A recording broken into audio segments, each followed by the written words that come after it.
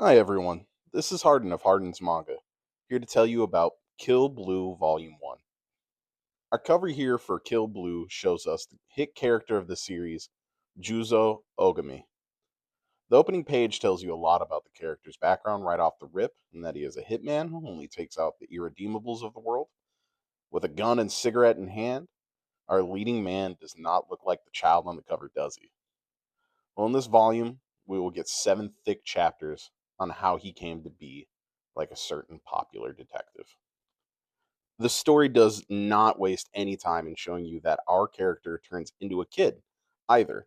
As in the first chapter, we see a bee sting that takes out Ogami, and he awakens to being a kid. It's nice that they don't draw it out, and honestly, they make it so you want to keep reading on immediately. Like, I can relate to the premise of someone who doesn't like their job but is good at it, as I'm sure many of us have had similar scenarios at work, along with not being able to understand a younger generation. Like, I didn't know what insert whatever young slang was, but guess what? Now we get to see this hardened man try to face that by reverting back in time. Kotatsu Nakota, being Ogami's partner, runs him through how to not be the old man at school. Ogami fails his introduction, is called a creep, and ultimately falls in love with learning. It's an odd thought, but an understandable one for somebody who didn't get to have a traditional childhood. So now math is cool, which I can't relate with.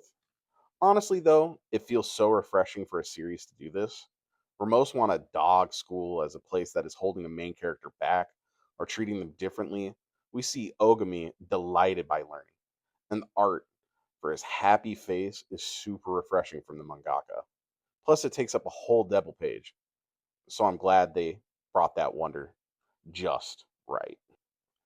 Up to this point in reading, we've only seen a couple of panels where Ogami is one-shotting his targets. Then the chapter, though, as a kid, he gets to take down a really devious pervert in a panda costume. Ogami is throwing average school supplies around and punching people with not a ton of impact, but the precision can be seen just in how beautiful the artwork for it is. With the author being from Kuriko's Basketball, you too can see that they haven't let down fans by keeping in some of the signature goofiness from the action pieces, because how the fight ends is a swift kick to the balls and a shot to an explosive. Like, come on, what gets better than that? In the next few chapters, we get to flesh out Ogami's base characterization with help from the supporting class.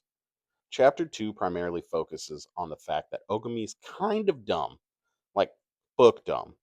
He may actually be a man in his late 30s, but he doesn't understand how to solve equations for X or Y, which, honestly, same man. Math is no joke, and I feel most reading this series will feel Ogami's dread of not understanding it. Luckily, though, we get introduced to Ryo Shirahashi. He helps our leading lad ace his upcoming math test and divulges a little bit about himself in that he really wants to be a doctor. This scene is really cool because the storytelling really shines when Ogami reminds us that he is an adult in all of this.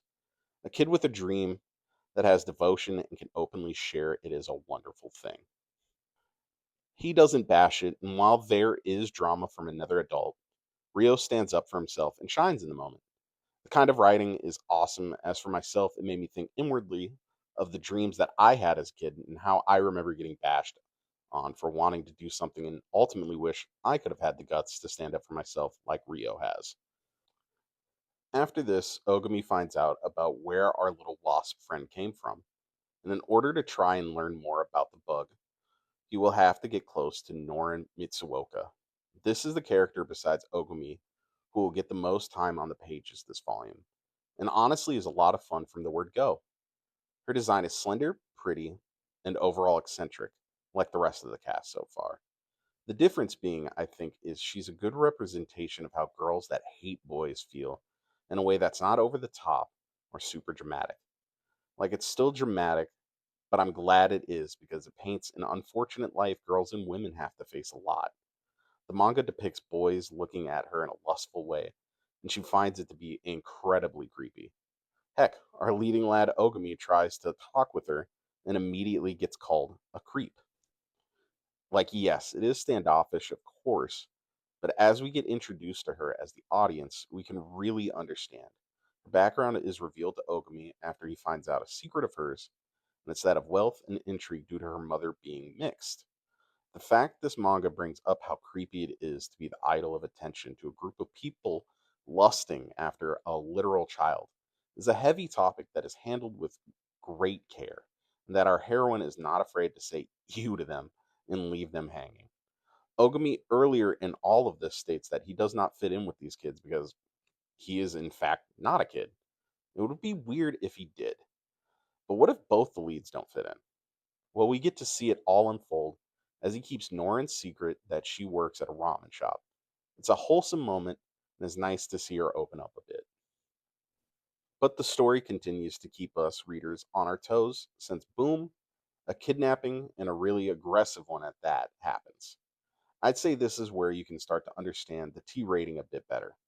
Up to this point, the violence has been hitman shootings and past scene style panels, and a pervert that got what was coming to him.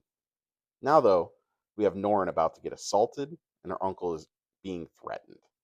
But boom, in the nick of time, we get Ogami barreling through the window and absolutely taking out the bad guys. This portion of the volume is what I would say is the absolute strongest. It has humor, it has stakes, and is impressively drawn. After a hard fought victory for Ogami, we get to go back to semantics and see Ogami join the Home Ec Club on a trial run to better understand his outdated ways don't really fly in the current world. This chapter is fun in its premise that we all could really look in more towards ourselves and realize a lot of prejudices that might have been said by our parents or even how we grew up is really different to real life. Ogami takes it with stride and even helps Norin out, who's been getting ambushed by boys by being her boyfriend? Ogami is obviously just pretending to date Norin, and obviously none of the boys take it well, but Ogami continues to give them the slip until the end of the volume, where he is met with a moment to prove to Norin that he is a friend worth having. He has learned that the unicorns of the school are after Norin, and we get left on a great hook to gear up for volume 2. This manga is made of lovely art and a very fun story. I would recommend this to anyone new to the manga format as it is easy to follow the story and the plotline is enticing from the very beginning. If I had to compare it to past manga, I'd say it feels like the first volume of Bleach. The main characters get a lot of screen time, and the first set of supporting cast members get to breathe. Overall, an absolutely wonderful volume that I hope many of you will check out. This has been Harden's Manga Review, and remember, manga is for everyone.